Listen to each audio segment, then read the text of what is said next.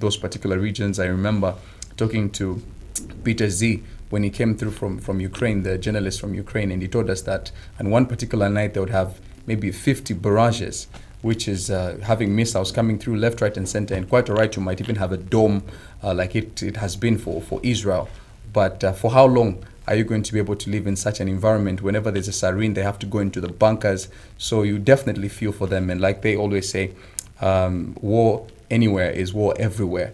And so we need to have stability consistently. Absolutely. And Peter Z, John Mark spoke into how war doesn't just, happen like instantaneously. There's a process to it. And he was speaking to us as a country, just, appreciating how far we are with regards, war issues and how peaceful we are at the moment. I know there's so many things happening from the political scene, but it would be safe to say that we are more or less safe.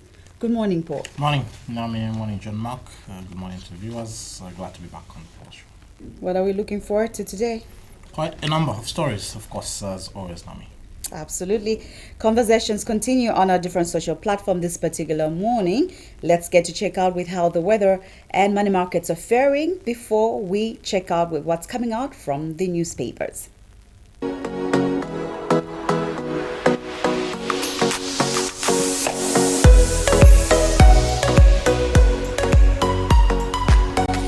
Places this morning, the morning will be mainly cloudy, windy at times and mild with a chance of isolated rain, with minimum temperatures ranging between 14 degrees and 19 degrees. But for Lusaka, the highs of 25 and the lows of 16. In Livingstone, the highs of 26 and the lows of 16. In Kawe, the highs of 26 and the lows of 17.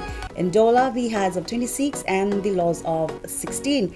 In Chipata, the highs of 27 and the lows of 18. The afternoon will be mainly cloudy, slightly windy, and warm to hot with isolated rain and thunderstorms, with maximum temperature ranging between 25 degrees and 32. If you're in Kasama this morning, the highs of 25 and the lows of 16. In Mansa, the highs of 27 and the lows of 18. In Chinsali, the highs of 27 and the lows of 17. In Mungu, the highs of 30 and the lows of 18. Northwestern Province, particularly Solwezi, the highs of 25 and the lows of 15. The evening will be slightly warm with a bit of some isolated rain there. That is how the weather is looking like this particular morning. Let's get to check out with how the rates fared as of the close of business. Business day will get to open this morning. The United States dollar was buying at 19 kwacha 27 ngwe and selling at 19 kwacha 32 ngwe.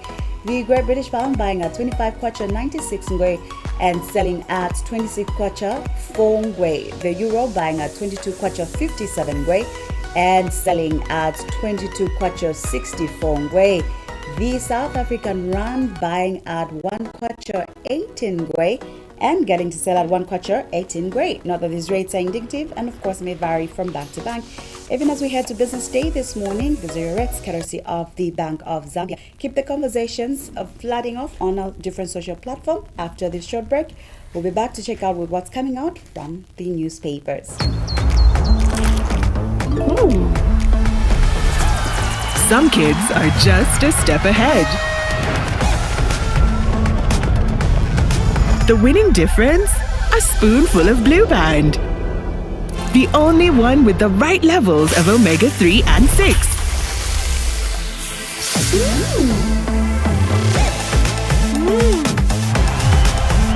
Blue Band. A spoonful of difference.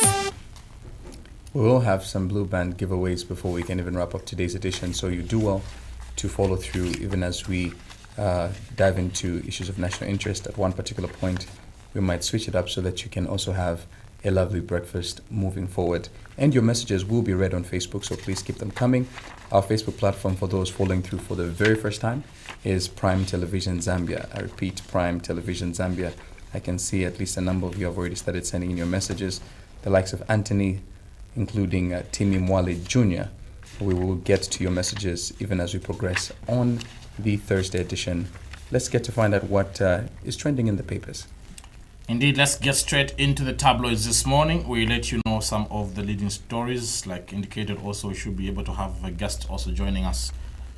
Issues to do with health from the Zambia National Public Health Institute to be joining us to get into further conversations on matters to do with health.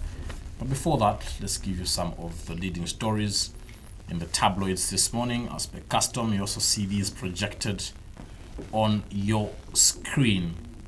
Let's begin with the News Diggers. Very interesting headline in the Diggers. Something that I think we have spoken at length in terms of the happenings in the Patriotic Front. Lubinda laments, people I trusted at the convention betrayed me.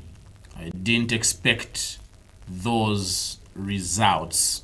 Given Lubinda says the PF convention that elected Makebi Zulu as president did not produce the results he anticipated, lamenting that many people he trusted and had confidence in turned against him.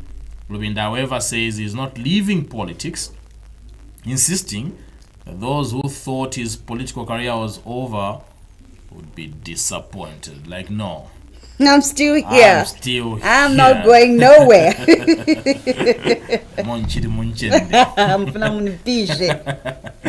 But of course, he said a number of things yesterday in his presser. One of the things he highlighted is that, remember that contempt proceedings have been instituted in court. The convention they held was held under the Patriotic Front when there was already an injunction. But he emphasized that that was held under a no-name convention. So that puts the exercise in court in a bit of futility, because you are instituting, contempt proceedings on an organization that is innocent. He says that was not a Patriotic Front convention. And actually, would we say that he's kind of right, because we did hear that it was a no-name convention? Oh yeah, because there was no name. It was a no-name convention. It was Pamosi Alliance, no political party. So the only thing is that afterwards, Makebi calls himself PF president. So how are you PF president? What happened? It's like there were some ladies, you see them today on a Thursday, the whole day she's single. Following morning, you see your neighbor that was a bachelor. You see that lady is sweeping, saying,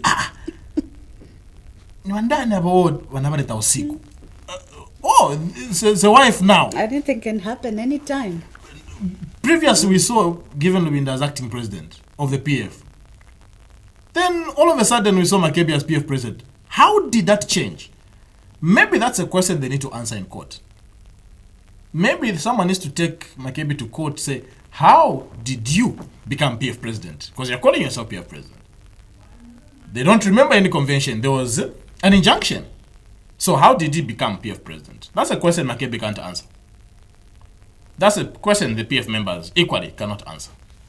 And how did Given Lubinda also get to this particular point? Remember when ECO retired from active politics, we were so sure that he was going to ascend, and then we saw Given Lubinda act for a period of time. And I remember once the impasse did take place, Given Lubinda was very vocal in South Africa, issuing very strong statements as well. I remember one of the strong statements he had mentioned to say that some of the individuals are not going to be welcome to the church service once the body comes back. And everyone was thinking, I think the table is set for him to ascend to office. But it seems to be going on a decline.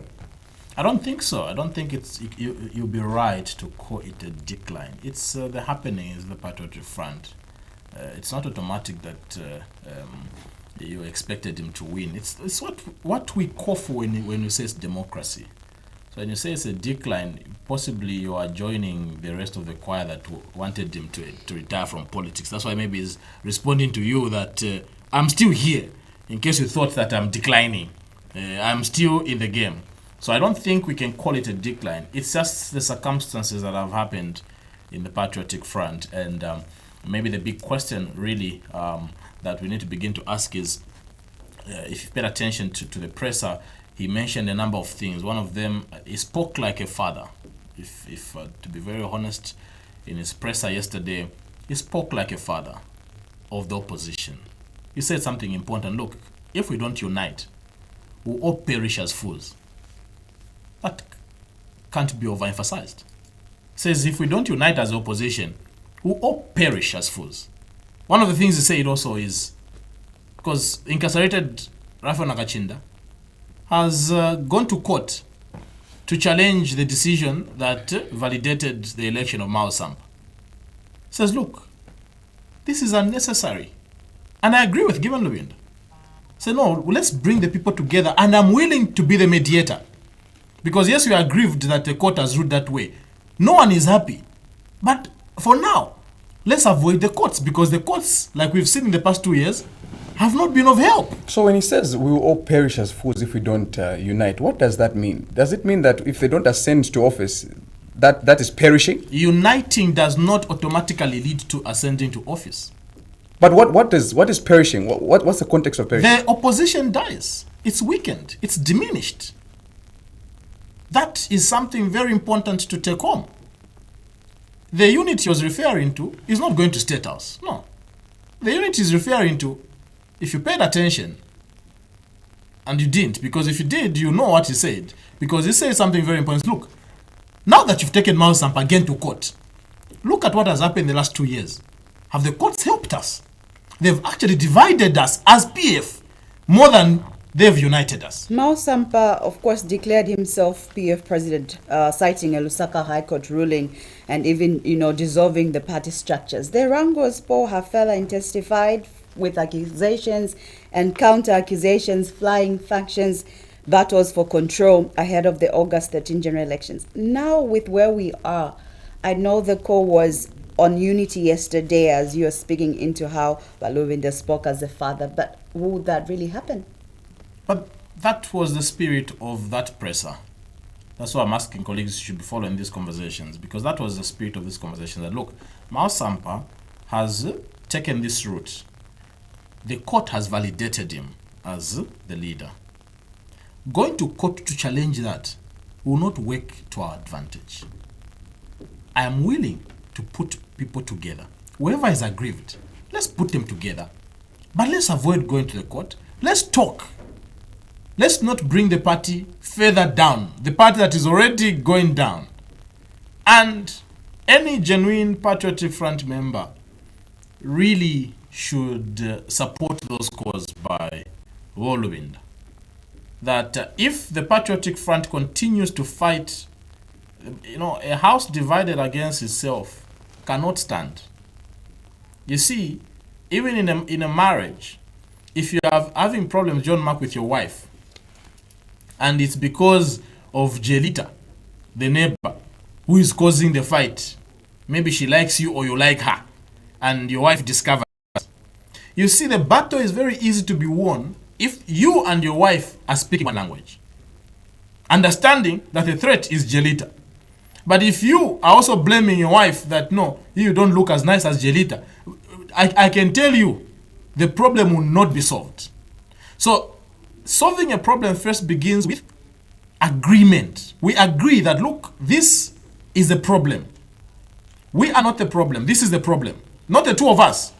You need to distance yourself from the problem for you to solve the problem. So, what Luwind has done is to let the Patriotic Front members know that this is where the problem is. We are not united. We all want a throne. That's why he says, look, for me, I'm still here, but I'm recognizing Makebi as our leader. You all cried, the statement he made. We all cried for a leader in the PF. We now have a leader. We may not like it. Even me, that's the headline where it's coming from. Even me, I'm disappointed at the results, because I thought some people would support me, I would win, but I didn't win. I'm disappointed. They betrayed me. But we now have a leader in Makebi. Let's rally behind him. For me, that is maturity speaking. We've seen the likes of Brian Mundubile, of course, opt to use PSV. In the meantime, as we've seen the Rangos with the Patriotic Front, and you've seen that, of course, SPV. And of course, we've also seen Given Luwind also trying by all means to still stay in the ship and stabilize it as well. What's his next move? I think for Mundubile, there's no turning back. You're going to ask me, you already foresaw these challenges. and he didn't want to be part of this confusion and charted a way for himself. And I think he did quite well, because you still have been part of this confusion right now. Nakachinda is in prison, and yet he's still taking Mao Sampa to court over that challenge. What will it solve? What exactly will it solve? You're just dividing your institution further.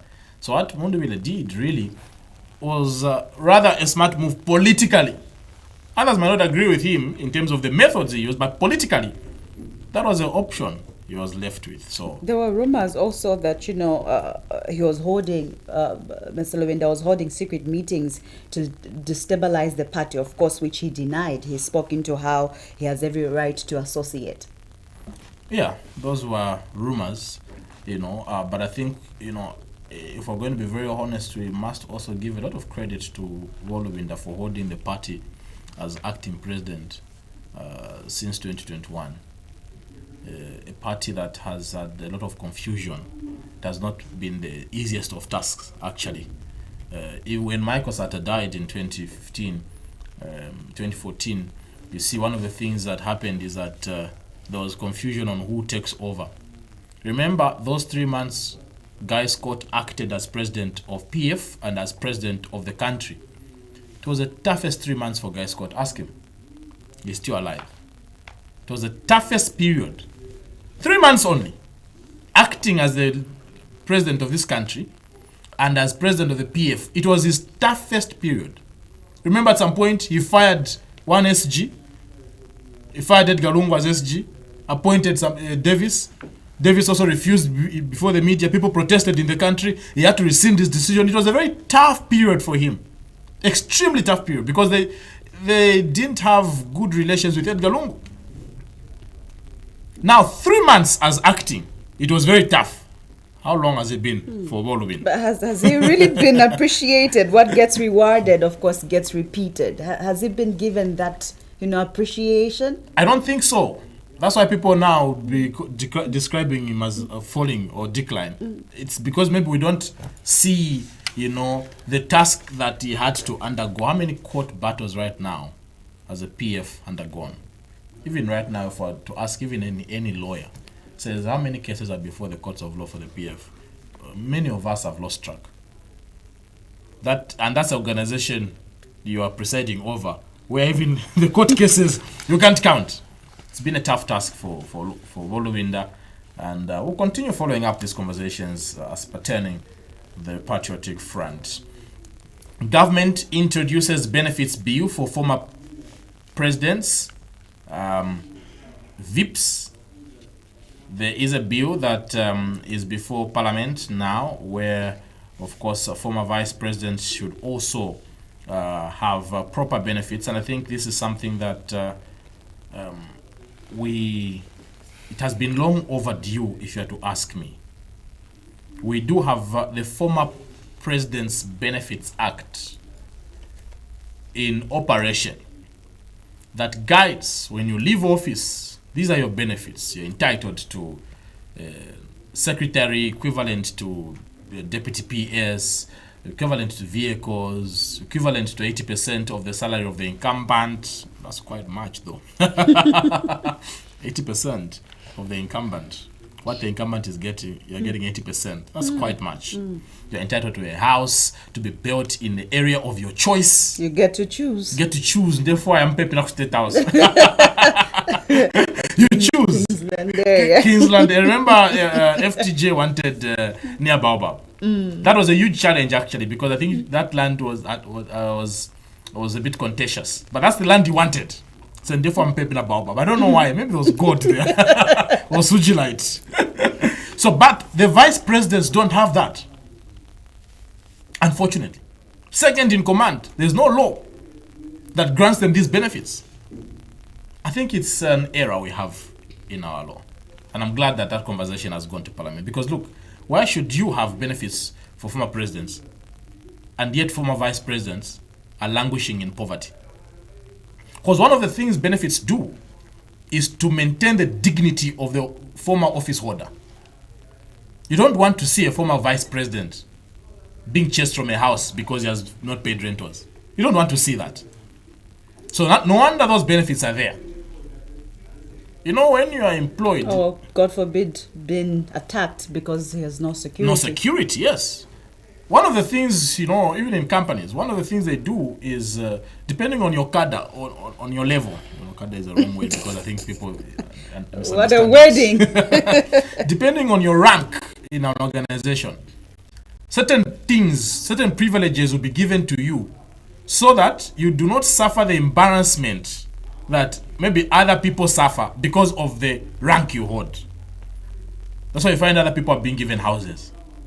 Cause Same organization.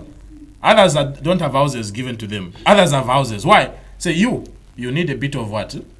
Because of the rank. Others are given cars. Others are not. Same organization.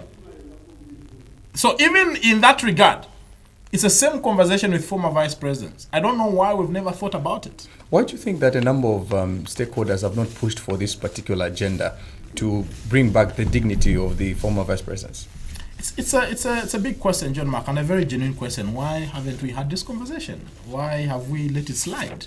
Why haven't we thought about it right now? You know, right now, do we know how Guy Scott is faring? We understand that his health, you know, was failing him at some point, but what's the status? You know, do you understand where he's living? Does he have security? Does he have the resources?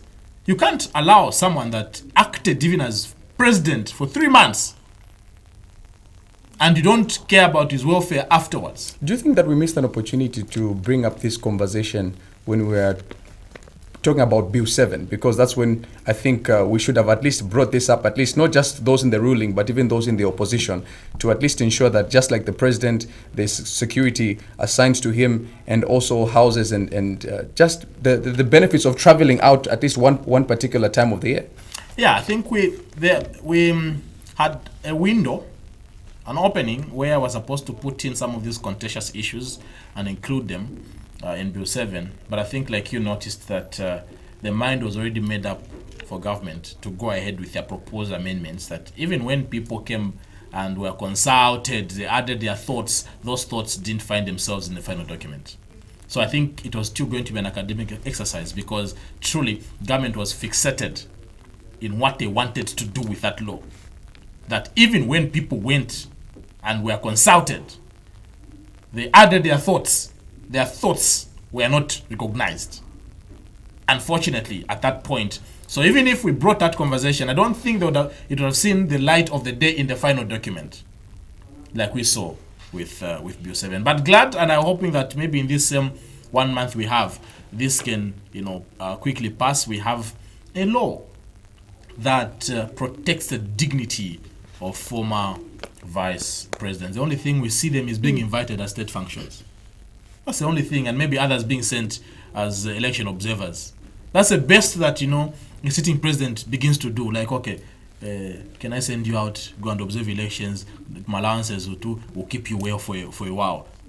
It should be beyond that. Should be beyond that. And you see, one of the things that law would do is it will protect former vice presidents even when the incumbent didn't like the party where they came from. Have you seen Inongewina being sent anywhere to observe elections even when the president was chairperson for SADC organ on politics and security? Did you see Inongewina being sent anywhere? But you saw Neversmond. You saw Kavindele. They were being sent. Did you see Inongewina being sent? So it now protects them that I'm not at your mercy. There's a law protecting me, not at the mercy and the whims of the incumbent. So I do hope that we can have this, implemented as passed into law as soon as possible. Another story you'll find in the Tigers this morning: intra-party disputes worry Chief Justice. Very sad, happening especially in the ruling party. We did speak about it yesterday. Also in the news, there was another story in Livingstone, colleagues of the same confusion. So it's now Livingstone, Mazabuka, Mansa, and Eastern Province as well. So the UPND, if I was to give any piece of advice right now to them, will be address this issue. Address this issue. yesterday, Miss Monica, our news analyst, said something important during the news analysis yesterday in our main news. In this regard, she reminded the UPND that you preach democracy. Live it. I think that was a good reminder. You preach democracy. Live it. Can you demonstrate it? Demonstrate the democracy you preach about. Why are people being stopped from contesting? But when you hear from the UPND, they'll speak into how they have practiced and they are living democracy. Oh, it's not in the grammar. It's not in the talk. It's in what we see on the ground. Huh? Naomi, a man telling you, I love you, but he's beating you, doesn't love you. Because if he loves you, he will not beat you. Man is as good as his word. Yeah, it's not only words. Actions. That's why they also want actions speak louder than words. Some men are not even very good with grammar. Shama, I love you, Shan. You just see even on Valentine. You don't even write anything on Facebook. But just see a car come. Brand new car at your office from your hubby. Which one would you prefer now? All of my ass on Facebook. I love you from the very first day. Or just gift chabwell. Actions, bwana. Speak louder. Speak louder. So you can't claim that you love your spouse and yet you are beating her. The beating invalidates your word. Remember what I said? One quote, one philosopher said, I see what you do. I don't hear what you say. I see what you do. I don't hear what you say. Because what you do is more louder than what you say. So they can say they preach democracy, they can say they embody democracy, but what are they doing in the districts and provinces right now in the inter-party elections? They are fighting. So we can't even hear what they're saying about democracy because we are seeing what they're doing. And that's why the UPND at this point, and it's a good piece of advice to them, work on these issues. Tomorrow the president is filing nominations, by the way, as presidential candidate. It would be good to see other people going to file in nomination as presidential candidates in the UPND in the inter-party elections. It would be good to see the same what Patrick Tembo. Patrick Tembo, Charles Longwe, who has since been reported to the police. It would be good to see others, because why is it that it's only one person that wants to be president of the party? Because they say that one person is the one that would take continuity. Yeah, others would discontinue the progress. Is that what you're saying? So, very important reminder to the ruling UPND that you might want to check what exactly is happening in your political party as regards intra-party elections. I was paying attention to the intra-party elections on the Copperbelt province. All the provincial leaders went in unopposed. I have a problem with that. They all went in unopposed. So we're simply saying that the entire Copperbelt province, no one wanted to be a leader. Naomi, what a very interesting time. Because maybe the one who's there is good enough. All of them. All of them were re-elected, unopposed. They added one, the one that just left PF mayor. She's still mayor of the PF. And yet she was appointed as, she was elected as a trustee, provincial trustee. Mayor Mpasa. These are questions that we need to begin to ask. That is it true that no one on the Copperbelt is that ambitious to lead in the provinces? So in other words, the Chief Justice is justified to express our concerns? Yes, his concerns. Yes. Chief Justice is justified. Will democracy really ever be now actualized if we can't actually even do that from intra-party? Look, just that, in this country, we shun away from very productive conversations. The day before yesterday, there's a conference for lawyers in Livingstone right now. The Chief Justice is addressing, the lawyers. There's something very important to say it. And I know it can't be overemphasized because that was not in the favor of the ruling. He said something very important. He said, look, and we covered it in our news. He said, if you don't allow us to be independent as a judiciary, you are killing democracy. If you don't allow us to be independent, Bwana, we can unpack that statement. If you don't allow us to be independent, allow. Who should allow you to be independent? Bwana, we can unpack that statement, Bwana. Do they need permission? Do they need permission to be independent? What is simply telling you the challenges in a diplomatic way. I know when someone is using diplomacy to speak. I have been to the school As of a diplomacy. diplomatic Do you think that student. those challenges are only synonymous to this particular regime? No, it's not. It's not. In this country, I think I've belabored here to speak about how the doctrine of separation is a mirage, a doctrine only applicable on paper and not in practice. Is that the same for other African countries? Most of the countries in Africa are like that. Most of the countries in Africa are like that, unfortunately. So, but the Chief Justice was bold enough, courageous enough to tell you that one of the things that affects democracy to work is when the judiciary is not free. That's what you're simply telling you, that democracy is important, but using his words, it says democracy will die. Democracy dies. So one of the things that kills democracy is when the arms of government are interfering in one another.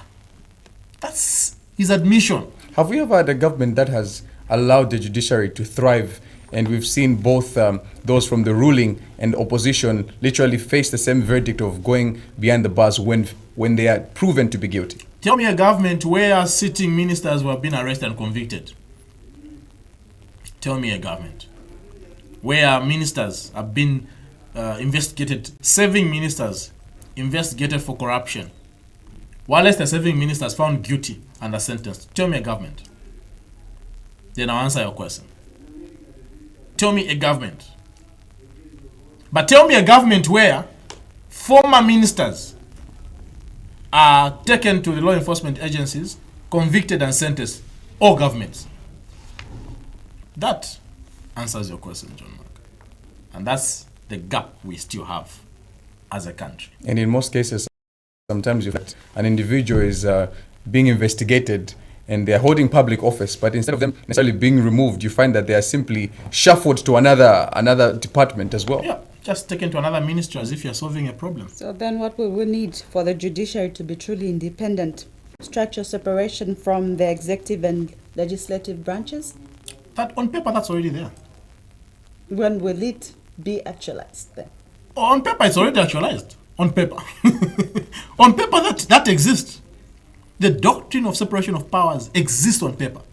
All those you're talking about, they already exist on paper. It's the implementation, Bwana. It's the implementation. It's the enforcement. Respect of these doctrines that we lack as a country. We do not respect this doctrine, unfortunately. That is why you would find, I expressed that concern and I'll express it again. A bill fails to pass or a bill passes, the head of the legislature begins to celebrate. What? Only in this country, boy. Bill 7 passes. The Speaker of the National Assembly begins to dance, celebrating the passing of a bill. You that's supposed to be impartial. No. We must call a spade a spade. I gave an example. It's like the Chief Justice celebrating that Bowman has been arrested. Then he goes to dance. How do we interpret it? You see the Chief Justice, Mumba Malira, being, celebrating that Olungu's 79 vehicles have been forfeited to the state. Then he goes.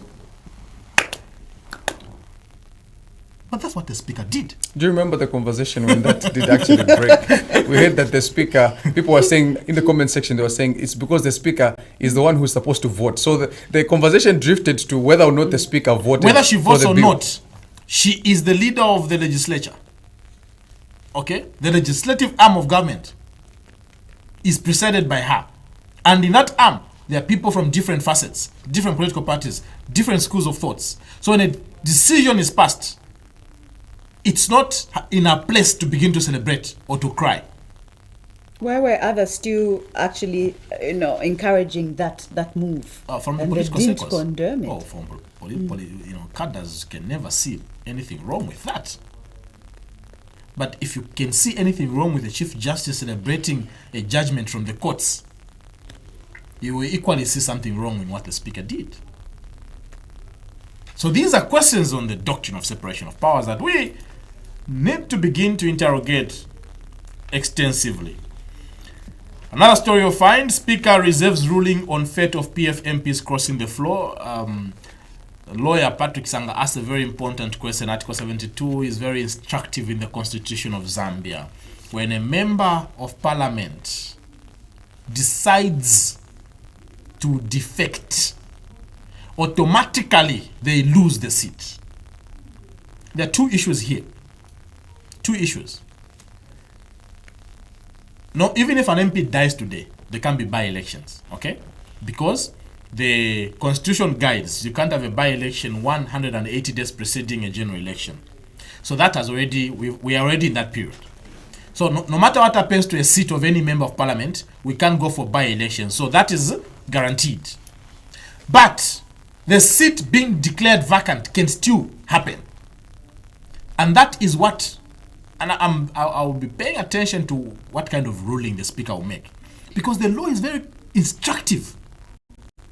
When a member of parliament resigns from a political party, crosses the floor, automatically they lose the seat. They are not supposed to be in the house. They cannot be by-election, yes, but they don't have to be in the house. So people like Sunday Chanda have already announced that they've left. People like Sidney Mshanga have already announced they've left. Katambo has already announced that they've left. So, what happens to them? Why are they in the house? Very important question, and I think very easy to answer. If the Speaker is just going to be very objective and follow what the law says, those seats are supposed to be declared vacant. Because you see, they will continue enjoying the salaries and benefits, and yet the law does not allow them to continue enjoy those benefits. That's my interpretation of that provision of the law. When you cross the floor, one of the things the framers of that law wanted to avoid is political prostitution. There's a lot of prostitution that happens, but there's also political prostitution. A lot, maybe. Can you find a more diplomatic word? But that is the intention of the framers of that law. You can't take to Dia Kubidi. That is the point. Soon as Dia Kubidi, you know the way some ladies are. Double Tovera. Dating John Mark, dating Paul, dating PMC. No, many are the ones that do that. Ladies are very sophisticated these days. They even know, and every time you meet them, next week is their birthday. Every time you start a relationship, they like eating from both sides. So here in this regard, these members of parliament are not supposed to be in the house. Remember also that even if parliament get to be dissolved next month on the 13th of May, members of parliament will continue getting their salaries until August. So you've already crossed the floor and yet you're still getting paid. It's an error. And I'm very inquisitive to see how the Speaker is going to respond to that. Sangwa says, under our government, drug theft will attract life penalty. And Pompey's crocodile memes attract CCP's attention. Yes. It's okay, CCPC. I think just handle other matters, really. Are we still talking about this issue? Let's leave it. Let's leave it. It's okay. It's okay. Some things. We've moved on. We've moved on. Don't be like that toxic. I saw that coming. Now I'm very toxic. No, Lord, if she can't be with me, she better be with you. What? That's so toxic. If she can't be with me, yeah, she better be with you. The Lord. You know what that means. In the Daily Nation, Luminda endorses Makebi Zulu, warns that unless the opposition unite, they shall fall together as fools, advises that the opposition don't have the luxury of time and must unite as an imperative, as he cautions that failure to unite all opposition leaders shall be responsible for the growth of tyranny and misrule in Zambia. Democracy is in the grave, according to Mundubile, calls on Zambians to rise and save their democracy from being completely buried by the UPND, says repression adopted as a system of governance with citizens living in fear, doubts whether you'll be allowed on the ballot. Oh, he's doubting whether you'll be allowed on the ballot. And do you know why he's doubting? FDD, the vehicle that they've chosen to use, steers issues with registered societies. And I think, must we emphasize here that maybe we need to host the registered societies. Maybe we need to host Minister of Home Affairs. Why is it that political parties are struggling to have, their documents processed very easily? Why? It shouldn't be the case, because you know that it affects how they will participate in the election. If FDD in the registered societies now shows that office bearers is Edith Nawakwi, as an example, she passed on. Update the list. Why are you taking time? Look at what John Sangwa has been indicating. John Sangwa is on the rampage right now, indicating that his movement has been turned into a political party, but the registered societies is not registering it. How long should it take for parties to be registered? Or for names to be updated, like you've given an example of course, the late Edith Nawakwi? I don't think it should even take anything more than a week. What could the challenges Because be John then? Sangwa said something important. He says when he went to inquire, he was told that the registered societies was waiting for an instruction from the IG. What instruction are you waiting for? And how is the IG involved in that conversation? You're waiting for an instruction from the IG. I bet the IG is equally waiting for an instruction from the minister. I bet the minister is equally waiting for instruction from the appointing authority. Like this was UNZA. All those ministers were waiting for instructions from the president to go and work on the sanitation challenges at UNZA. Kula Lolela. If it had to call the president to instruct the ministers to work on the sanitation challenge at UNZA, can it shock you that they're also waiting for instructions? Unless John Sangwa is lying, John Sangwa has indicated publicly that the registrar of societies has told him that they are waiting for instructions from the IG. Mr. IG, go ahead and give us instructions. I don't know why we have to delay. And you see, it affects these political parties who want to participate in August. Only 4 months are remaining. Allow them to fail on their own. That is why Brian is saying, I might not even be allowed to be on the ballot because of these issues. Laz objects FIC decision to conduct full-scope inspection on the Findlay and partners. Citizens fear supporting parties of their choice, according to Sangwa. Makebi, Maos from Chawinga, according to Lubinda, as battle for legitimacy within PF continues to intensify a few months before the pause. I'll close on this particular story. 200 pupils fail prayer tests. In the interest of time, we'll continue some of these stories after we get into our guest. You have a story in that regard now, yes. Right? Very, shocking story. First of all, the Basic Education Teachers Union of Zambia, BETUZ, has expressed concern over the reported suspension of more than 200 pupils at Material Boys Secondary School for failing to attend a designated school prayer day. BETU's General Secretary Henry Sinkala described the incident as unfortunate and inconsistent with constitutional provisions that guarantee freedom of conscience. Speaking in an interview with Prime TV, Mr. Sinkala says in a democratic society, fundamental human rights, including freedom of religion and belief, must be upheld at all times. He says no school regulation should override the Constitution, especially on matters concerning individual freedoms.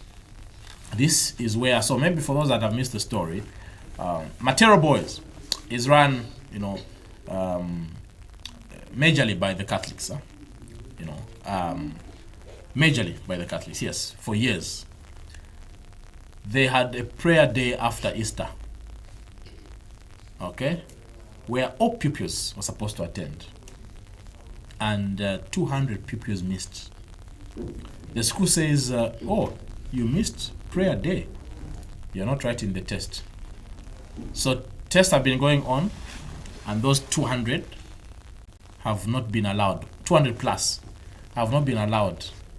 Parents went to plead. No, please, this went to complain. The school head teacher maintained his position. These are rules that you must follow. And maybe when they open next term, we'll begin to deal case by case. But for now, they're not writing the test. The school has maintained. Test here is similar. What happened to freedom of conscience and just what the law says in this regard? Naomi, every time you go to a mission school, Catholic school, you will sign as a parent. You can ask anybody that has gone to a mission school, a Catholic school, ask any of them. Mass is compulsory. And parents are aware. And parents sign. They sign. So why are you signing? Don't go there if you don't want to be part of the mass. One of the few schools that are remaining that are instilling proper discipline are mission schools. Let's not water down what Catholic. The Catholic is the only church you can't bend. Not maybe one of the few. At least let's start saying what of this. One of the few schools you can't twist. They have rules. The discipline in Catholic schools is admirable. And this is what Betus maybe needs to understand. That your unions, Betus, sometimes have been very toothless and ineffective. How do you condemn discipline? For me, that is discipline. That is discipline. Don't take your child to a school if you don't want your child to participate in mass. Why are you taking them? Someone was sharing with me that, you see, at Rusangu, SDA, miss a service, miss devotion and see whether you attend class. Miss. University students, by the way, miss devotion and see whether you attend class. So as you are going to Rusangu, for example, you even know that devotion, whether nifuna sinifuna, ni kwenda. That's discipline, bwana. So what this Matero boys is doing for me, this is where I do this for them. But even last time we did hear from the Ministry of Education that's spoken to how when these kids have error, don't still make them miss school. I know you had mixed thoughts regarding that. No. Don't. Like you can punish them, but don't dictate just how the school should measure their discipline. Don't dictate to them. So in other words, this is not a matter of religion, it's a matter of discipline. It's a matter of discipline. Every parent, as they ask any parent that has a child at a mission school, they sign. They know that this happens. You miss prayer at a Catholic school and you think you survive. The government schools Mangala. I'm telling you. Actually, remember, recently we also saw the Ministry of Education release a particular form that pupils have to sign before they even get to the schools as well. So they have to follow stipulated guidelines of the school. So as long as you're going to a school, first and foremost, maybe the message should be people need to understand the rules and regulations within the school in the first place. But every parent knows if you're going to take your child to a Catholic school, you know what happens at a Catholic school. Every parent knows that. So but the 200 didn't know? So others, like the head teacher says, others were sick and will attend to them after they open. Others were sick, but the majority missed on purpose and will not allow them. And I support the school for maintaining that stance. We are raising a very soft generation who frown at discipline. Do you think the general public will support the decision? Check the comments on social media, you see. Many of them are with Matero boys. Many of them are supporting Matero boys for that stance. Everyone that has been to Matero boys will check the comments will be like, why are you complaining? This is what we went through. On purpose, we knew what we were going there for. Where you do really people know what they sign up for? Because even with regards to work, sometimes people sign things that they don't understand. Contracts, if they do sign up at all, and you'll be like shocked, like, where were you? Didn't you read? Yeah, maybe you think that they will dance to your tune because maybe you've gone, you've dropped your child with a V8 and you think the head teacher is going to, not a Catholic. That's why it's the only church right now that has told their people, don't give politicians a microphone when they come to your church. Don't. Treat them as ordinary citizens. It's only the Catholic Church that can make such a pronouncement. The rest, they even go and hire sofas to give a politician to sit in front. Speak of the biscuits and the juice. Yes, they'll put my juice for the politician. The juice that they never have on any other day. Because an aspiring MP has entered the church, they'll get a sofa from the pastor's house, put it kuntansh, put my biscuits and my fruit tree. We treat these politicians like that. No wonder yesterday people says these leaders are supposed to be worshipped. That's exactly what happens. But not the Catholic Church, Bwana. And Betus and any other union, please help instill discipline. Help instill discipline in our children. We're raising softies. We're raising soft boys and girls who cry, frown when they are being chastened, who cry, frown when they're being disciplined. They run in the name of human rights. Maybe it has done more harm than good to some extent. But we'll continue these conversations after we get into our guest interview. Indeed, we will be speaking to Dr. Stephen Longa Chanda, Mortality Surveillance Coordinator from the Zambia National Health Public Institute after this short break. The Basic Education Teachers Union of Zambia has unveiled newly improved wrappers redefined in quality, design, texture and branding as part of efforts to modernize the union. General Secretary Henry Sinkala says the wrappers will be distributed to all members across the country, with consignments already dispatched to all 10 provinces. He says the union had initially planned to procure 90,000 wrappers for Women's Day, but distribution was delayed due to logistical challenges.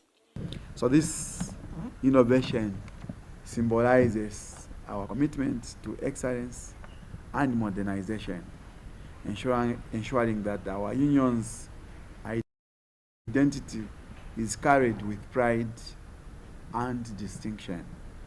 As a trusted voice of teachers, we will remain accountable to our members by honoring our promises, and that every member, male or female alike, will receive their wrapper as a mark of respect, dignity, and belonging, as a mark of saying thank you for being a Betos member.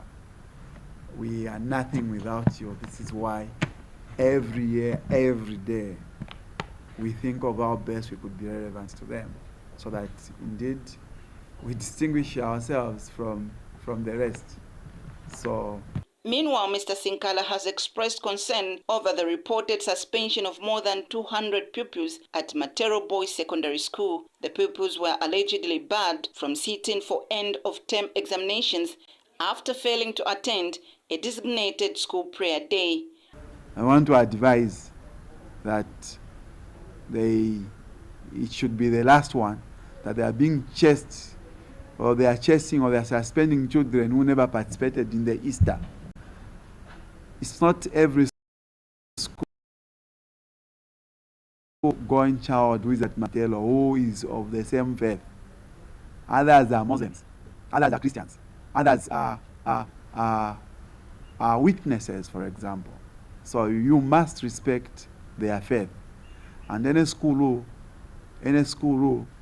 that violates these fundamental human rights, I think, should be condemned, and advise that they should learn to exist within the boundaries of the Constitution of the Republic. Favorite Chisi Pram TV News, Lusaka. We will get to your messages, so please keep them coming, and in case you also want to dive into the conversation that we are about to get into, even as we deliberate, please feel free. We'll be able to get to your messages and even your questions as well. We have with us Zambia National Public Health Institute representative, and of course he is Dr. Stephen Longachanda, the Mortality Surveillance Coordinator. And of course we know that the Zambia National Public Health Institute is a statutory body under the Ministry of Health. And of course we want to dive into a number of very interesting conversations with Dr. Chanda. Doc, it's a pleasure to have you, and good morning. Good morning, John Mark, and good morning, viewers.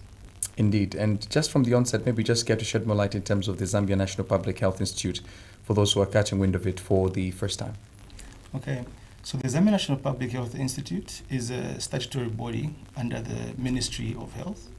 Its major responsibility is with ensuring public health surveillance and ensuring the public health security of the Zambian population.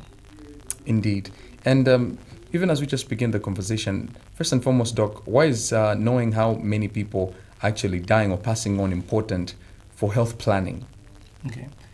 Yeah, I think when you discussing the concept of death or mortality, you have to appreciate the significance of death, of the death event in an individual's life. I think it's one of those events that even when you attend a funeral, there's so much emotion. Whenever there's a funeral, there's a financial aspect, there's a social aspect. So it's really a significant event in an individual's life.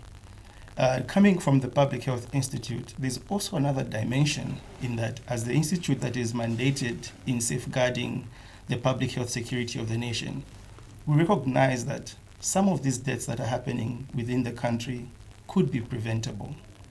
So it's important for us to be able to count and actually determine causes of death for every death happening in the country, so that we're able to determine which deaths are preventable and which deaths are natural. Then for those deaths that are preventable, we're actually able to influence policy to make sure that we bridge that gap. And Doc, also wanting to find out, how does understanding the causes of death help prevent future deaths? We've seen, for example, the police. We know that we've crossed over into the second quarter. Whenever there's a particular quarter, you find that they'll be able to release statistics as to how many people have died from the RTAs, the road traffic accidents. Why is that important? Yeah, so that's actually a very good example. If we look at, for instance, the RTAs, as you have rightly put, if we actually look at when those RTAs are happening, is there a particular time of the year that RTAs are more common? Then when we dive deeper into the RTAs and see, okay, which type of RTAs are actually happening, is it from pedestrians being hit by vehicles, or is it people in vehicles that are actually overturning, or motorists on motorbikes? That information allows us to look at the reality on the ground and then generate policies. So maybe we may need to enforce, for instance, if we identify that the majority of the RTAs that you're experiencing are due to motorcyclists. Maybe there's an issue around helmet use. So that information then goes into informing policy to come up with policy that strengthens the aspect of use of helmets. Secondly, it could be, again using the same RTA example, if we find that most of the deaths during RTAs is that people are not correctly wearing seatbelts. That goes into policy to inform correct use of seatbelts. So similarly, also within other causes of death, for instance, if we identify that in particular geographies, cancers are more common, diabetes are more common, Sure. that could actually be speaking to underlying social determinants of health that are in disarray. So with that information that we obtain from counting deaths, determining causes of death, it then goes into informing policies that allow us to avert future deaths. And also, before Naomi also chips in, also finding out on the same aspect of what happens when we don't also necessarily find out or analyze the number of deaths. And sometimes you find that there are individuals that die of a particular cause and maybe you're not even aware of it. Yes, so that presents a blind spot in our health planning.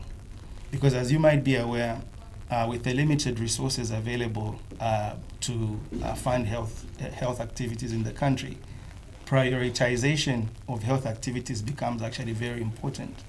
So once we are able to have accurate information on mortalities, we are actually able to say, in this particular part of the country, the biggest problem that we're having with regards to mortality is malaria.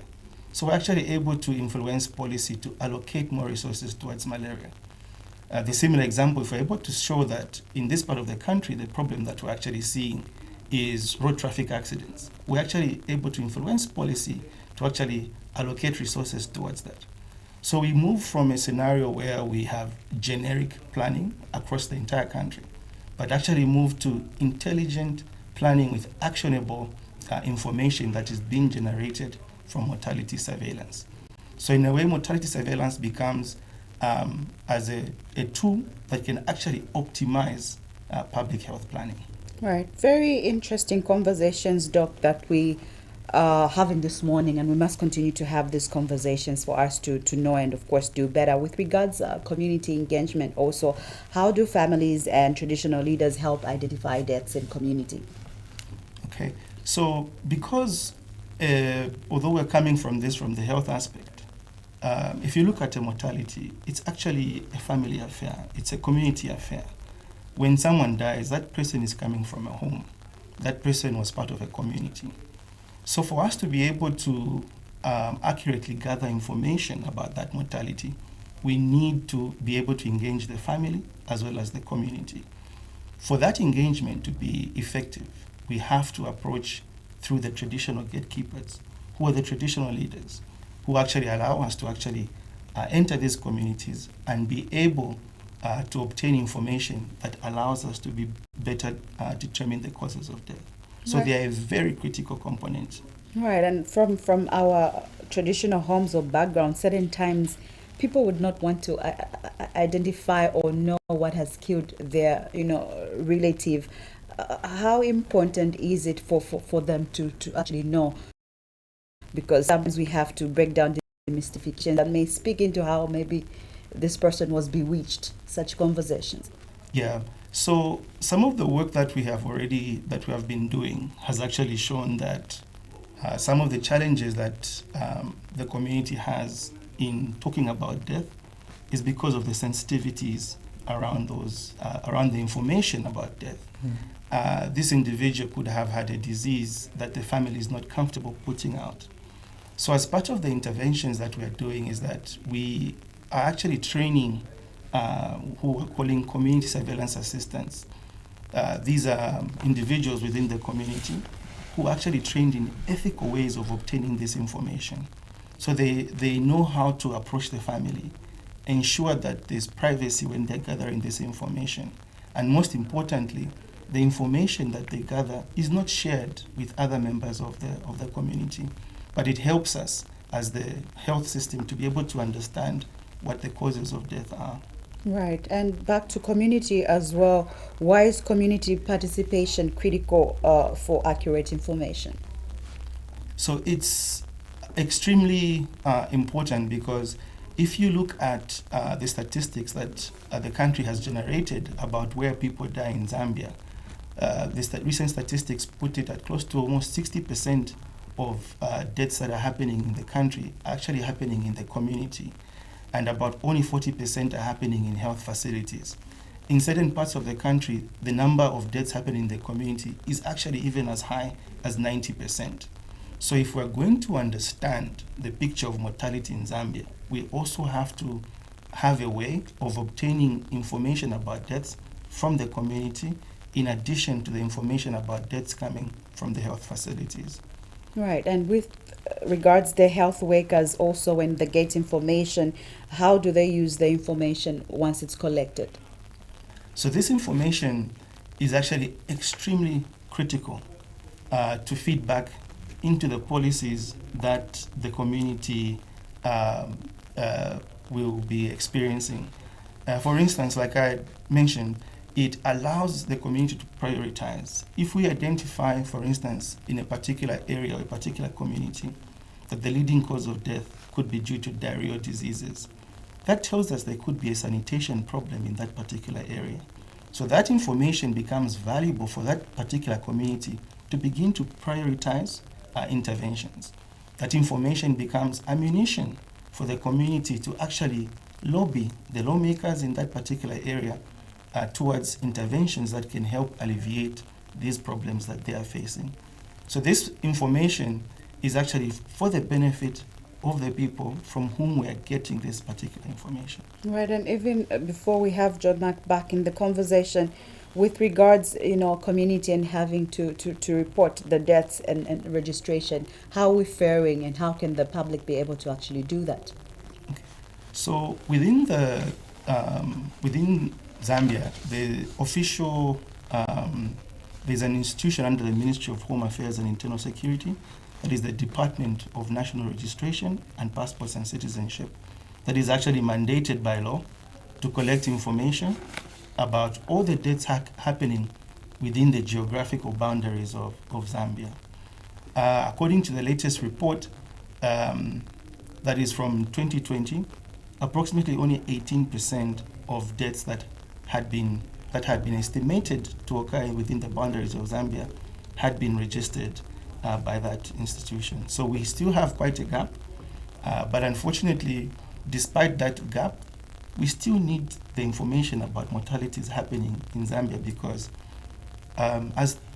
because the profile of mortality changes with time. So we need to have an accurate way of determining mortalities as and when they are happening. Right, I know issues to do with death are very, very hard to talk about from, culture or just as a society. How then do we begin to break down such demystifications and just, talk openly about death? How does it also improve the system when we talk openly about? Yes, definitely. One of the biggest challenges that we routinely encounter is really how do we demystify the topic of death. I think the term "something is dead serious" comes from somewhere. Absolutely. So it tells you how, as a culture, as a people, we really do understand death. But one way to demystify is through interventions such as this. We begin to talk about it more. Also begin to understand that with the accurate death information, we can actually prevent deaths. So it's almost counterintuitive to say, but how does collecting information about deaths lead to prevention of other deaths? So if we can actually begin to show the public that talking about death, understanding the causes of death, actually serves to improve and prevent future deaths. Right, John. When you say understanding the cause of death helps to improve or even curb future deaths as well, let's bring it home, okay? Let's talk about, let's bring it home so that people can be able to relate with what's been happening. For example, recently we've seen the deaths in terms of mob justice. All right, we've seen the deaths within the country as well. And recently, just this week, at the border in Tunduma, of course, Tanzania, Zambia border as well. So with that information, what does your wing do with that information to at least help to curb that particular aspect? Okay. So as an institute responsible for public health security, one is that we establish patterns across the country and then try to understand, to say, are there hotspots where particular public health issues are arising? What that does is that it helps us identify these as potential public health signals. So once we identify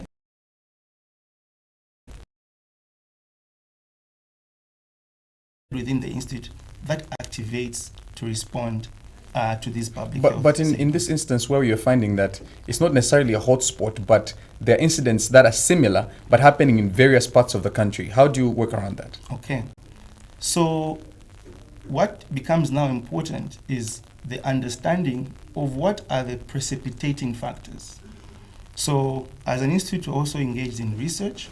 So oftentimes what would be required would be a further investigation where, using experts within the institute or experts within the country, begin to understand, to say, are there underlying issues behind this precipitation of mob justice, such that we can then begin to tailor interventions.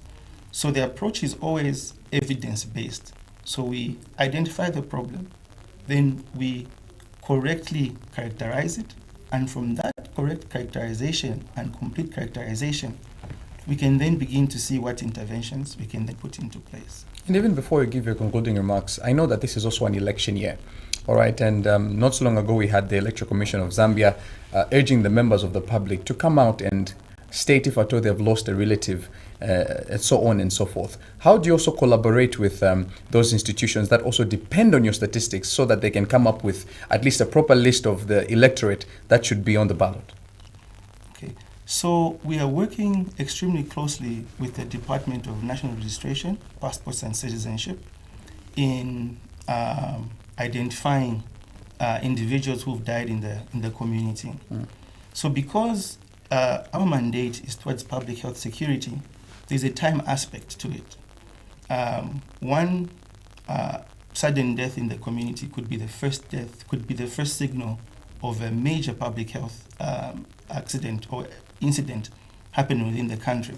So we have to get to that death as soon as possible and interrogate, is this death of public health concern or not?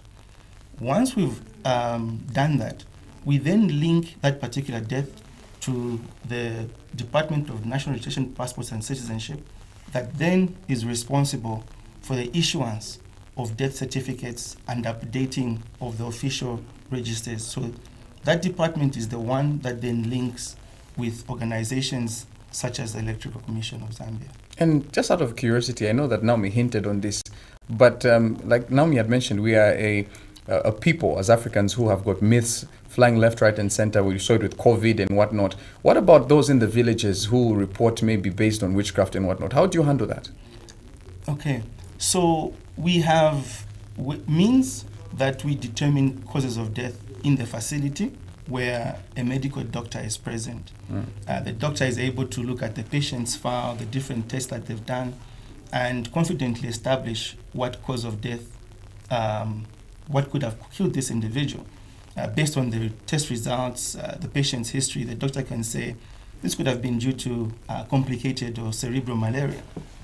But then the challenge that you bring about is now for those deaths that happen away from the hospital, within the community, where this person might have attended gone to a clinic, but then went back home and then died from the home.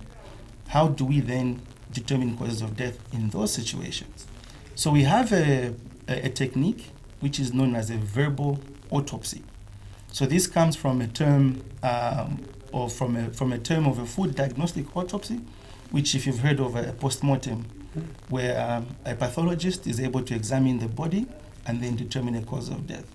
But in this one, for deaths happening within the community, we use a technique called a verbal autopsy, which is an interview that we give to the descendants, to the decedent's relatives. So in that interview, we ask about what were the circumstances surrounding that death. It's something that has been calibrated, and from there we're able to get an approximate understanding of the causes of death. So for instance, if this individual prior to the death reported to having had maybe severe bouts of diarrhea, depending on the duration, we're able to understand, okay, could this have been an acute diarrhea episode, or perhaps part of something, a chronic illness. Similarly, if that individual prior to the death was coughing, we're able to determine, okay, could this have been probably due to TB? So in that particular case, we are also able to generate some cause of death information within the community. And that really helps us begin to understand the patterns in those areas, even where there has been no medical supervision. Right. And even as we let you go this morning, what does success look like for the country in the coming years with regards mortality, and what does every death count really mean? Yeah. So like I had earlier mentioned, in certain parts of our country, quite a large number of deaths are happening in the community setup, where we do not have any medical information to understand what those causes of death are. Currently, the government, through the Zambia National Public Health Institute, with other partners, is currently rolling out a sample-based registration system, which will allow the nation to better understand those community deaths. So success in the next few years would be the generation of a national mortality profile, where we'll be able to understand in every part of the country, we understand the mortality profile. And like we had discussed, Based on that mortality profile, we then use that information to prioritize the health resources. Right. Thank you so much, Doc, for coming and speaking to us of our cardinal issues, where we do learn from the deaths, and of course, we'll be able to actually even protect the living from the information that we've been able to get this particular morning. John Mark. Doc, very quickly, how can people reach you? Maybe, for example, socials and whatnot? We have a very active social media page on Facebook, the Zambia National Public Health Institute. We could be reached through there. Awesome. I know that, of course, you gave your concluding remarks, but I thought it best because I know that there are a number of individuals who might want to reach out and even find out more and ask other questions as well. I think it's very important that we talk about this. And in Africa, unfortunately, when it comes to death, people shun away from such conversations. But these are conversations that we need to normalize. And even maybe moving forward, also talking about even writing a will. Those are things that we need to also start normalizing, and just watch out for other editions as well. We'll be able to have perhaps even lawyers come on set to explain to you what your children should be able to know in terms of their rights and whatnot based on the law, so that moving forward we are safe even when we are gone, and our relatives, friends and family also have that safety extended to them as well. We'll go to story number 5 by David Waope that, of course, states that the Citizens First Party has welcomed the decision by the Electoral Commission of Zambia to reschedule the payment of presidential nomination fees to a date to be agreed upon by stakeholders. Party presidential campaign manager Stanley Mhango says a credible election requires reasonable timelines that allow all players to participate. Mr. Mhango, however, states that this flexibility did not arise from written complaints submitted by opposition parties and the civil society over past months, which were not acknowledged, but due to the UPND's alleged failure to hold its elective convention by the date it publicly set for itself, and it became logically impossible for the ruling party to meet the original calendar. He says the sequence of events is damaging to the commission, stating that it feeds the perception that the Electoral Commission of Zambia responds to the ruling party's difficulties to the law or to all stakeholders equally. Mr. Mhango stressed that Zambia requires an electoral body that is impartial in both fact and appearance, pointing out that Article 229 of the Constitution mandates the Commission to act without fear, favor, or prejudice. He says the Citizens First challenges the Commission to publish the basis for rescheduling the nomination date, convene the stakeholders meeting within 7 days with a public agenda, and commit publicly that no further changes to the electoral calendar will be made except through the written agreement of all stakeholders. This story was covered by our staffer, David Waope. ECZ only moved to reschedule after the UPND failed to hold this elective convention by the date it publicly set for itself, and it became logistically impossible for the ruling party to meet the original calendar. That is when consultation suddenly became necessary. That sequence of events is damaging to the Commission's standing. It feeds the perception that ECZ responds to the ruling party's difficulties, not to the law or to all stakeholders equally. In an election year, perception shapes confidence, and confidence once lost is difficult to restore before 13th August 2026. Let us be clear, Citizens First is ready. Our national convention was held in full compliance with the law. Our candidates are adopted. Our nomination fees are secured. We do not require shifting goalposts to participate. But Zambia requires an ECZ that is impartial in both fact and appearance. Article 229 of the Constitution mandates the Commission to act without fear, favor, or prejudice. It does not say without inconvenience to the ruling party.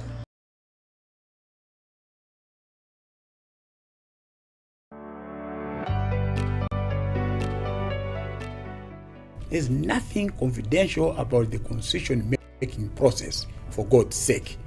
Then this diplomat wants to be funny, funding people to say, no, you must make sure that this constitution does not go through. Aren't you the same people who removed our meal allowances? So you are removing HH and you want to come in. So that you remove our meal allowances again? Sorry. this country was gone. Under the PF? Under the PF, this country, my man, was gone. Ask him to come and explain. Is that not insults? Now it becomes an insult because it's poor, why me? And that why me must be discarded. No. From day one, Michael Sata wanted me dead. Not necessarily physically. He wanted you dead? I don't want to answer that one for Why? now. Maybe you become the first female president of this country. Exactly. That's where it's going. That's where it's going.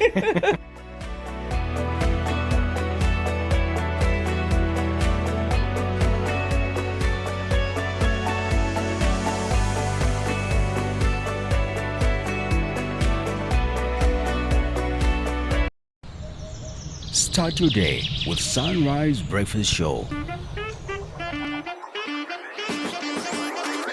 The flagship morning show on Prime TV2. Wake up to breakfast news as it happens. Not if you're not away. In-depth discussions on the day's top stories. Live reporter check-ins from across the country. Expert analysis on government policies and their impact. The latest in local and international sports.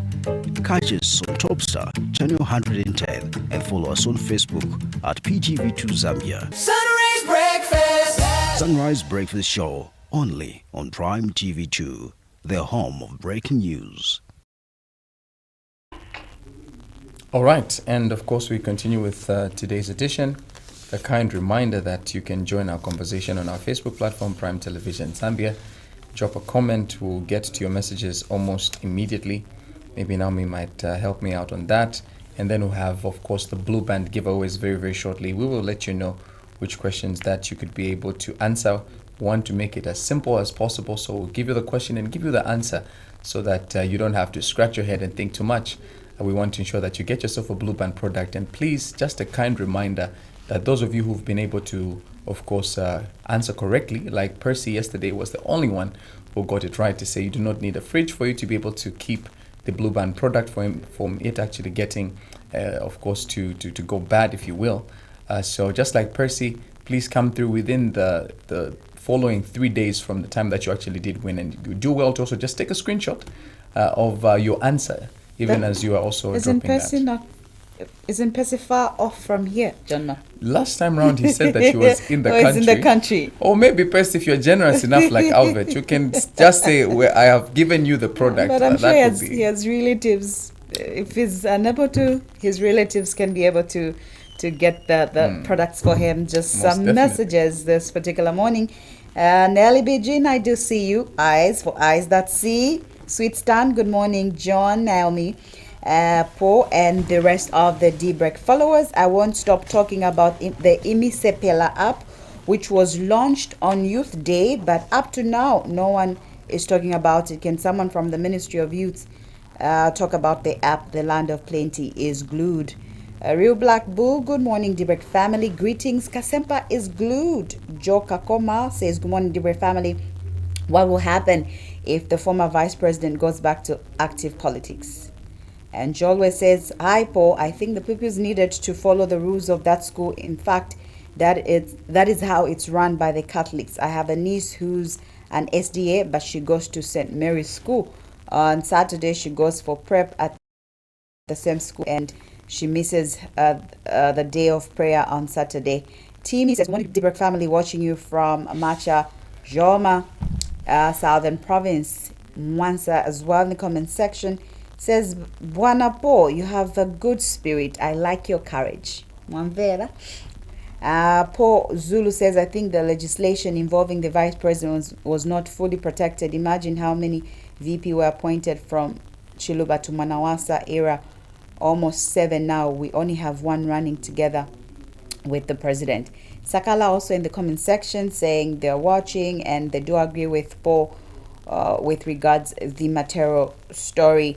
Charles, thank you, Paul. Tell Naomi to understand as parents we signed what is called consent. Anthony also from Foxdale watching. I do see Agnes. Paul, I love your thinking. You're such a smart young man.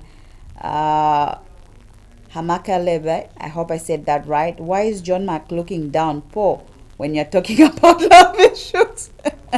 Why do you like fighting? Was John Mark looking down when Paul was talking about love issues? Okay. Mr. I opened a following investigation is not been guilty. Mwile, as long as the appointments are made by another arm of government, separation of power is not possible. Rachel, also in the comment section, we see you. Walia, Evangelist, Sheebs, and Agnes. I've been able to cover most of the messages. If there will be any, we'll be able to read some even before we close. I think now is a good time to pick up the phone calls, John Mark. Indeed, and even before we get to the phone calls, just a kind reminder that of course we've got some blue band giveaways, so please you all have to answer just the next 3 questions. Please ensure that you just answer one. As long as you're accurate, that's fine with us. So in terms of usage, what are the 2 ways you can use blue band? There's cooking, there's baking, there's spreading on of bread. So cooking, baking, spreading on of bread, giving you the question and the answer to make it simple for you. For the vitamins, mention any 2 vitamins found in blue band. You've got a vast array to pick from. There's A, there's B3, there's E, there's D, there's B9, there's also B12. I repeat, A, B3, E, D, as well as B6, B9, B12. So those are the vitamins found in blue band. And then the last question that you could be able to answer also in regards to add campaign focused questions is omega awareness. Which essential fats are found in blue band? There's omega-3 and 6. Omega-3 and 6. I know you probably might want to call in, but we're making it simple for you. So just drop a comment on our Facebook platform, Prime Television Zambia. So you simply have to answer the questions, which essential fats are found in blue band. You can either answer that question, the answer is omega-3 and 6. Also, I did ask about the vitamins. Mention any 2 vitamins that are found in blue band. There's A, there's B3, there's D, there's E, there's B9, B6. And then, of course, what are 2 ways you can use blue band? You can use blue band in terms of cooking, baking, spreading on bread. I repeat, cooking, baking, spreading on bread. So the first 5 individuals that answer correctly will be the ones that will be able to walk away with the blue band product. You have to come all the way to Prime Television Studios to get your blue band product. Some of you might stay not within the city, but all you can do is simply send your relative to come through and get the product, not over the weekend. I repeat, not over the weekend, but within the weekdays, Monday to Friday, same time from, of course, 9 up until 15. You would do well to have your relatives come through and get those particular products as well. So drop that comment on our Facebook platform. We will take a screenshot, and you also do the needful by also taking a screenshot from your end, so that when you come through, you can simply just present that to us and you can get yourself a blue band product or 2. The number to call remains on the screen, 077-640-9840. That is the number to call, and you'll be through to the People Show Daybreak. Make sure that even as you're calling in, you reduce the volume on your television set.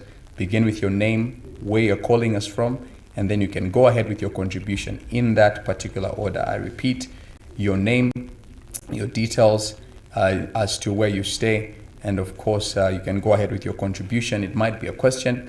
You can agree with what we are saying on set, or perhaps you have divergent views. That is why we actually enjoy getting to hear from you, because once we get your views as well and you get ours, we get closer to the truth. 077-640-9840 is the number to call, and you'll be through to the People Show. Reduce the volume on your television set before you actually call, so that we don't have feedback from our end. So you please kindly take note of that. Sometimes we have a number of people who are eager to call through, but we have to cut that particular call because we're hearing feedback from our end. So please reduce the volume on your television set before you can even utter your comments, your questions, your submissions as well. And we'll be able to get to respond to you even after we take at least 7 consecutive calls.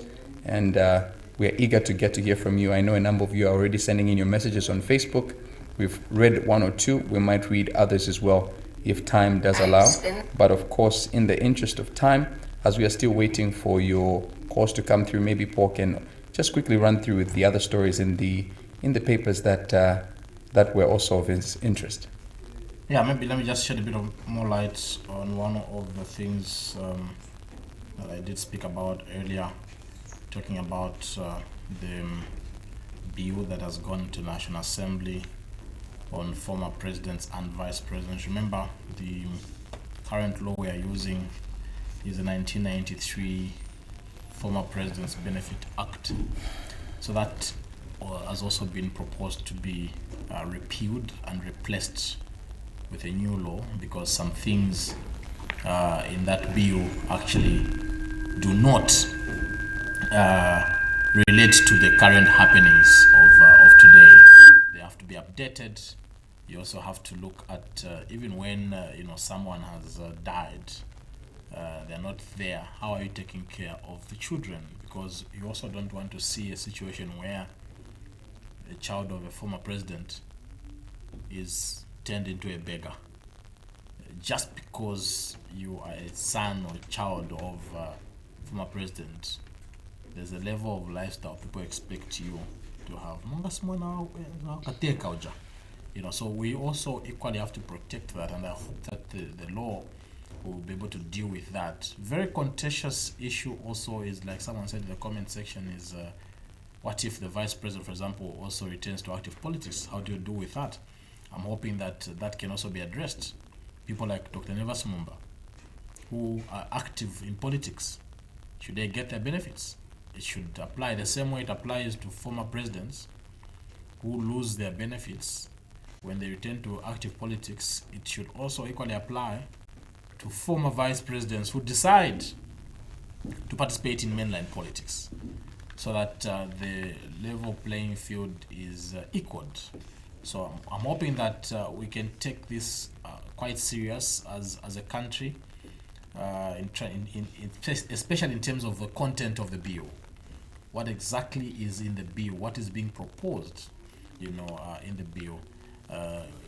We have had quite a number of vice presidents just now from 2016 where there's a running mate. But I tell you, before then, in one regime, you would have, in 5 years, you'd have 3 vice presidents, 4 vice presidents, So that's also how many presidents Monasa have.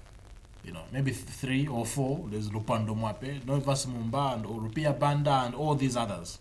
So you also want to ensure that you don't choke your treasury. Because if you're going to be paying all these former vice presidents, it's a strain on your treasury. So all these matters also have to be taken into consideration. But I think the bottom line is, let's find a way of protecting our former leaders, preserving their dignity. Very, very important. Maybe we should deal with we should go back to the system of America. In America, even if you return to active politics, you still enjoy your benefits. Maybe we should return there. I don't know what you think. Donald Trump returned. You're still enjoying his benefits. And now he's enjoying more. So maybe we should return there, because also it's a democratic right. So just because you choose to return to active politics doesn't mean that you lose your benefits. You are no longer former vice president. You're no longer former president. Maybe we should review that aspect as well. Like, it's a democratic right. Allow people to return to active politics, but also that shouldn't make them forfeit their benefits. Like what happened to the late president. Yeah, like what happened to the president, where, even just going for medical attention, he had to struggle. Even just his house. Remember that incident where they wanted to pull the gate out of his house? Former president, former commander of the armed forces, you want to remove the gate. So these are things, maybe we should allow them to do what they want to do, but their benefits should be intact. Their dignity should still be protected. Security should still be there. Maybe we should think in those lines. So I'd like to hear ABC and hear more debate around this conversation. As you were speaking, I'm reminded of ECL. I remember that in 2022 we heard that, of course, thieves broke into his house and even stole a television set worth 66,000 kwacha then. So that on its own raised questions to say, how is it that even with someone who's of that particular standing can be able to be exposed to such kind of lawlessness, so to say? And these are individuals that also house state secrets. There's some information that they possess that if any individual was going to maybe even kidnap them or something like that, would actually be very, very disastrous to the nation as well. So I think it's very necessary to go down that route of the conversations. Yeah, definitely. It would be good to get to those conversations, John Mark, because look, how do you have a former president going to rent a house from an ordinary citizen? Also that becomes a bit tricky. The way ECO started renting house from, what's that name? Sunzu. Stofila and Sunzu. Whether that was true or not, that was his house. Facebook was telling us, we don't know whether that was true or not. Because how possible is it to have a former president not have like a house? No, because the state is supposed to change. Even, Arabi, before they built his house in Elai, he was renting elsewhere until they finished, but provided by the state. But maybe very important to mention here is that for the bill that has gone into parliament, it's only vice presidents that have served as running mate that will be entitled. So it will be effective and applicable only to those. So those who have not been able to serve it won't be applicable. It won't be applicable. So it's from 2016 going Kumulu. Those who've been there before 2016, Kulibe. My mwene. So it's beginning from Inonge winner. Oh. So Inonge winner, Mutena Romango, and whoever will come after. So far that bill. So Banevas does not No, qualify. not at all. Not at all. So this bill only covers for those. And I think the justification could be quite right. Because wengi, I know a number of them have passed on, but still wengi. So I think this it's a good thought. Let's begin with those that have served as running mate. Those that were not fireable, if there's such a word. Those that you can't fire. So I think it's a good thought overall, John Mark. Indeed. Let's see if we could get one or two messages. I can see the likes of Kingsman, I think one of the winners for the Blue Band, sending in his messages on Facebook. Kingsman, I hope that you've not won again, because I think I saw your name last time around. But if it's your first time, then hey, you should make your way to Prime Television Studios. I can see saying that cooking, baking, spreading on of bread, and vitamin A, B3, omega 3 and 6. And then Agnes Kaunda says, Vapo, you're looking like Vapapa today. Can I prophesy? That's Agnes Kunda.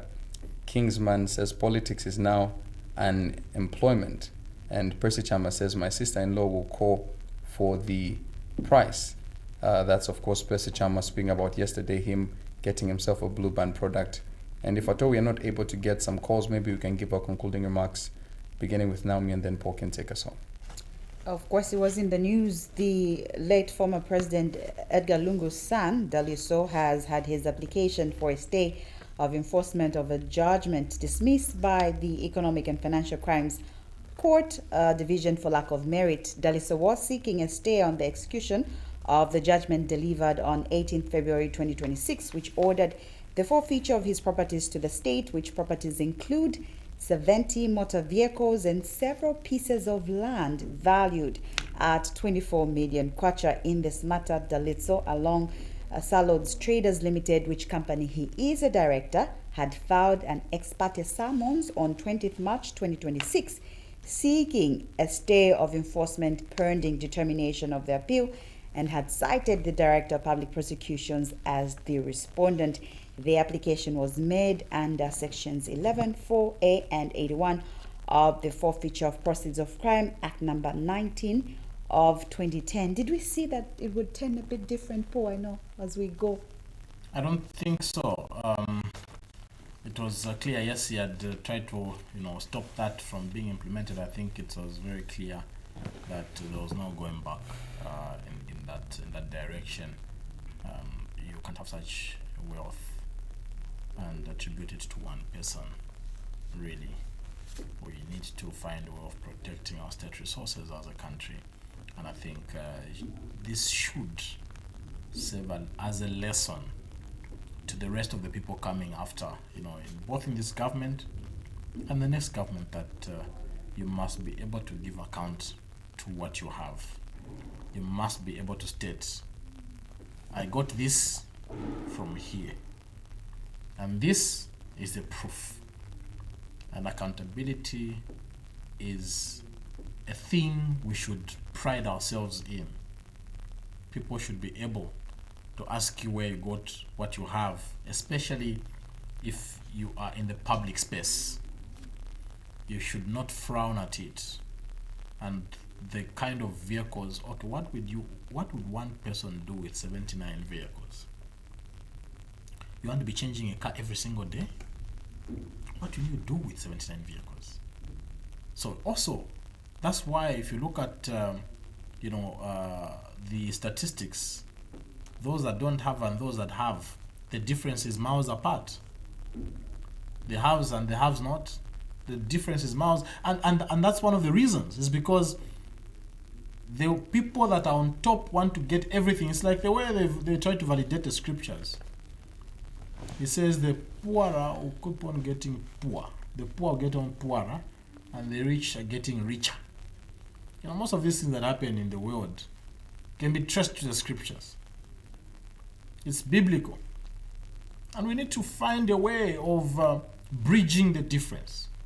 If you look at the difference between what the poor person struggles with, I was checking through statistics, last night on, countries that are struggling with poverty. Zambia is among the top 5. I couldn't believe it. Where the citizens are living on less than $3 a day. I couldn't believe it. And these are things that, so extreme poverty by country, share of population living under $3 per day. First one is the DRC, Mozambique, Malawi, Burundi. The 5th one is Zambia at 74.2%, where our people are living on less than $3 a day. These are things that, but if you check the people that have the wealth and have the money, how much they are living on now. Even when you go to these supermarkets, you'll be wondering, are we living in the same country? Because you basket. You start counting in your head. Basket kazula. Tumono chabe bado pesa 750 ya kwana. 1 pin ya kwana, 1.5. Ero wana mandu matroli ya 4. Like, do we live in the same country, bwana? But yeah, that's a reality that we're living in. The things you're struggling with right now at your level are things that rich, are throwing away. And we need to bridge this difference, as a country and as a continent, if we're to make progress. And one of the things that helps us is accountability. Indeed. What is leadership if it's not accountable? John Mark. All right, and of course we want to appreciate, Doc, who also came through much earlier to deliberate on issues of health, and we'll continue discussions tomorrow, same time from 7:30 up until 9:30. We appreciate our Traffic Watch team as always, and we're hoping that you'll be able to continue dropping those comments on our Facebook platform, Prime Television Zambia. The conversation does continue, but of course from us on set, it's good morning and have a lovely day.